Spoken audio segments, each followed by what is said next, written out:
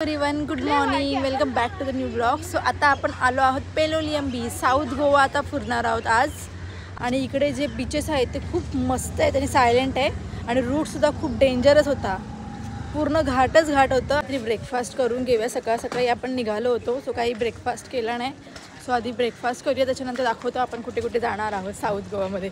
काबोदरामा वगैरे सगळं काही आपण फिरणार आहोत आपल्याकडे गाडी असल्यामुळे. So stay tune. आणि पेलोलियम बीचच्या बाहेरसुद्धा शॉपिंगसाठी तुम्हाला काही हवं असेल तर तुम्ही घेऊ शकता. आणि आम्ही या ब्लिस बाईट्स या रेस्टॉरंटमध्ये नाश्ता केला होता. जरा कॉस्टली होता पण ठीक होता, बिकॉज सगळे दुकानं बंद होते. मंडेच्या टायमाला आम्ही आलो होतो. मसाला डोसा मागवला.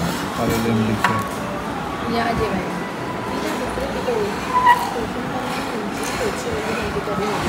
गाईज मस्त नाश्ता केला. जरा कॉस्टली होता पण ठीक होता. आता भूक लागली तो खाल्ला. 90 रुपीजला साधा डोसा घेतला आणि पुरी भाजी घेतली आणि चहा मस्त होती इकडचा. तर चला आता बीचवरती जाऊया, मेन स्पॉटवरती. गोव्याला आलं की हा एक व्ह्यू बघायला खूप मस्त वाटतं. जी नारळाची झाडं असतात ह्याला पॅरासारखं सेम लुक होतं. हे सगळं करपून जाणार आहे. एकदा ऑलरेडी काळी झालेलंच होता थोडंसं आम्ही. ऊन तर आहे पण काय करणार, उन्हामध्ये जाऊन थोडंसं गोव्याला थोडंसं ऑलवेज येतो आपण. सो जाऊया उन्हामध्ये तर उन्हामध्ये. आणि हा होता गोव्याचा पेलोलियम बीच. खूप सुंदर असा बीच होता. असं वाटत होतं की आपण बाहेरगावच्याच कुठल्या तरी बीचवरती आलो आहोत. आणि इकडे सगळे फॉरेनर्सच होते. सो खूप छान होता. आणि मंडे असल्यामुळे जास्त गर्दीसुद्धा नव्हती. दुपारच्या टायमाला आम्ही आलो होतो. सो इथे आम्ही खूप सारे फोटोज आणि व्हिडिओज काढले. आणि सगळे फॉरेनर्स कसे पुढे जाऊन पाण्यामध्ये सगळे फॉरेनर्सच आतमध्ये होते. त्याच्यानंतर आम्ही दुपारच्या टायमाला निघालो बटरफ्लाय बीचला. हा पेलोलियमच्या बीचच्या अगदी जवळ होता. पण इथे एक डिसॲडव्हान्टेज आहे की तुम्हाला बीचजवळ जायचं असेल तर 2.5 किलोमीटर तरी तुम्हाला वॉकिंग करून जावं लागतं. म्हणजे एक मिनी ट्रेकिंगच असते. तर इकडे व्हेकल्स वगैरे आहेत पण ते त्यांचेच आहेत. जर तुम्हाला जायचं असेल तर 200 रुपीज बाय जीपचे ते लोक चार्जेस घेतात. तर मी आणि नायसा तर आम्ही गेलो होतो व्हेकलने. फक्त हे तिथे जंगलातून थोडंसं 2 मिनटावरती वॉकिंग करून जावं लागतो. नंतरचा जो बटरफ्लाय बीच होता त्याचा व्ह्यू जे काही आपण वॉकिंग करू येतो ते सफल होऊन जातो. तर फायनली आम्ही पोचलो बटरफ्लाय बीचवरती. हा बीचसुद्धा खूप सुंदर होता. आणि इकडचं पाणी एकदम बटरफ्लायसारखं हलत होतं, त्याच्यामुळे त्याला बटरफ्लाय असं नाव पडलं आहे. सो आता आम्ही आलो आहोत बटरफ्लाय बीचला. सो जसं तुम्ही बघितलं तिथे 2.5 किलोमीटर वॉकिंग यावं लागतं आणि खूप सुंदर असा बीच आहे बघा तुम्ही. या बीचवरती आम्ही दुपारच्या टायमाला आलो होतो तरी पण खूप मस्त असं थंडगार असं वारा येत होतं आणि खूप छान वाटत होतं. आणि साईडला बसायला वगैरे पण होतं. सो खूप मस्त इथे आम्ही टाइम स्पेंड केला.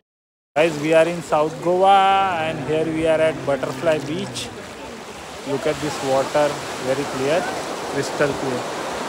एकदम ब्लू पाणी आहे आणि खूप मजा येते. त्याच्यानंतर आम्ही निघालो द कॅफे गोवाला. आणि हा बघा बटरफ्लाय बीचच्या इकडून जायचा रूट आहे.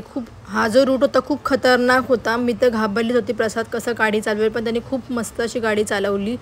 कारण की हा खूप ऑफ राईड होती आणि मस्त मजा आली. आणि आम्ही ऑन रूट एका रेस्टॉरंटमध्ये थांबलो जिथे आम्ही लंच केला. आणि खूप सुंदर असं लंच होतं. लास्ट गोव्यामधलं आमचं लंच होतं.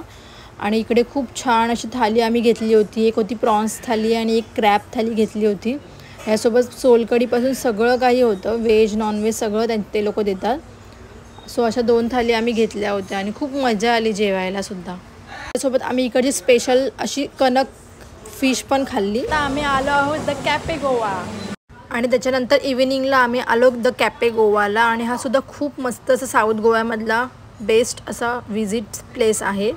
इकडे जर तुम्ही साऊथ गोव्याला आला तर या ठिकाणी तर नक्कीच जावा.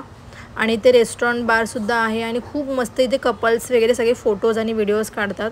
कारण की इकडचा व्ह्यूच एकदम सुंदर आहे. इथून खालून हा रेस्टो बार आहे आणि ते सर्व काही चीप रेटमध्येच मिळतं. आम्ही इथे संध्याकाळी इव्हिनिंगला स्नॅक्स खाल्ले. त्याच्यानंतर हा त्यांचा रिसेप्शन आहे. आणि इकडे त्यांनी फोटोसाठी एक मस्त स्पॉट बनवला आहे. तिथे खूप गर्दी असते फोटोजसाठी. आणि इकडून जो वरतून जो बीच दिसतो खालचा तो एक नंबर दिसतो. हा जो व्ह्यू आहे तो मी मोबाईलमध्ये सुद्धा कॅप्चर करू शकत नाही आहे. खूप सुंदर असा आहे. आणि खाली बीचमध्ये सुद्धा जाऊ शकतो पण आम्ही नाही गेलो कारण की नायसा होती. सो अशा प्रकारे या कॅफे गोवामध्ये आम्ही खूप टाईम स्पेंड केला आणि मस्त फोटोज वगैरे काढले. आणि रात्री आम्ही आलो नॉर्थ गोवामध्ये आपला कलंगूट बीच आणि बागा बीचला. इकडे आल्यानंतर एक वेगळीच एनर्जी येते. इकडचं जे एन्व्हायरमेंट आहे, इकडची जी लोकांची एनर्जी आहे ती खूप मस्त वाटतं. सो इकडे येऊन वेगळीच अशी एनर्जी आली. आम्ही खूप इथे असा डिनर डेटला आलो होतो. सो फायनली आम्ही कलंगूट बीच आणि बागा बीचला आलो. 4 इयर्स आधी आम्ही आलो होतो आमच्या लग्नाच्या टायमाला. त्याच्यानंतर आम्ही आत्ता आलो आफ्टर लग्नानंतर. सो खूप मस्त वाटलं. तेव्हासुद्धा असंच तिकडचा व्ह्यू होता, आतासुद्धा तसंच आहे, काही चेंजेस नाही. इकडे आल्यानंतर वेगळीच गजावट वाटते. असं वाटतं 31 डिसेंबरच वाटतो. ऑलवेज इथे खूप गर्दी असते, क्राऊड असतो आणि खूप मजा आली. इथे आम्ही डान्स केला, डिनर केला आणि परफेक्ट अशी नाईट आम्ही नॉर्थ गोव्यामध्ये सेलिब्रेट केली. खूप मजा आली. फॅमिलीला आणलं गोव्याला आणि फॅमिलीसोबतसुद्धा खूप डान्स मजा केली. आणि हा होता आमचा गोव्याचा लास्ट डे. त्याच्यानंतर मग आम्ही जाणार होतो मुंबईला अगेन. आणि आमची नायसासुद्धा बघ कशी डान्स करते आहे, ती पण खुश होती. त्याच्यानंतर मग आम्ही इकडेच डिनर केला. मम्मी पप्पांनी व्हेज, बाकीचे सगळे व्हेज होते. मी आणि प्रसाद नॉनव्हेज होतो. तो इथे सगळेजण मस्तपैकी जेवले इकडेच बीचच्या बाजूला. माझं आणि प्रसादचं काही पोट भरलं नाही. आम्हाला आमचं फेवरेट रेस्टॉरंटमध्ये जाऊन परत नॉनव्हेज खायचं होतं गोव्यामधलं लास्ट डे. तो आम्ही परत आलो रात्रीचं इकडे येऊन कणक आणि प्रॉन्स थाली खाल्ली आणि परत आम्ही आमच्या गोव्याचं जे काही फूडीनेस होता तो कंप्लीट केला. So thanks for the watching. Bye.